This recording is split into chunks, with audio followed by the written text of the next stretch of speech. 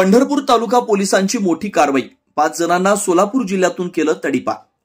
पंढरपूर शहरात ऐन नगरपालिका निवडणुकीत तालुक्यातील वाळू चोरी व इतर गुन्हे करणारे गुन्हेगार यांच्या विरोधात सोलापूर जिल्ह्याचे पोलीस अधीक्षक अतुल कुलकर्णी यांनी काढलेल्या आदेशाप्रमाणे महाराष्ट्र पोलीस कायदा कलम 55 अनुसार खालील नमूद वाळू माफियांना सोलापूर ग्रामीण, सोलापूर शहर, संपूर्ण सोलापूर जिल्ह्यातून 6 महिन्यांकरता तडीपार करण्याचे आदेश देण्यात आले।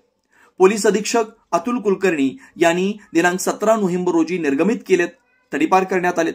हद्दपार टोळीतील टोळी प्रमुख राहुल प्रभाकर सावंत राहणार गोपाळपूर, तालुका पंढरपूर, जिल्हा सोलापूर, श्रेयश ईश्वर यादव राहणार गोपाळपूर, केबी उर्फ पप्पू कोळी राहणार गोपाळपूर, आप्पा उर्फ बंटी अणुसे, सतीश मोहन जगदाळे राहणार तावशी वरील 5 तडीपार इस्मांना शुक्रवार दिनांक 21 रोजी पंढरपूर तालुका पोलिसांनी ताब्यात घेऊन सोलापूर जिल्ह्यातून दुसऱ्या जिल्ह्यातील पुणे, सांगली या जिल्ह्यातील पोलीस स्टेशनच्या ठिकाणी नेऊन तडीपारच्या आदेशाची प्रत प्रत्येक आरोपीला बजावून तडीपारीची कारवाई केली। त्यांच्यावर गौण खनिज आणि इतर असे 21 विविध गुन्हे दाखल होते।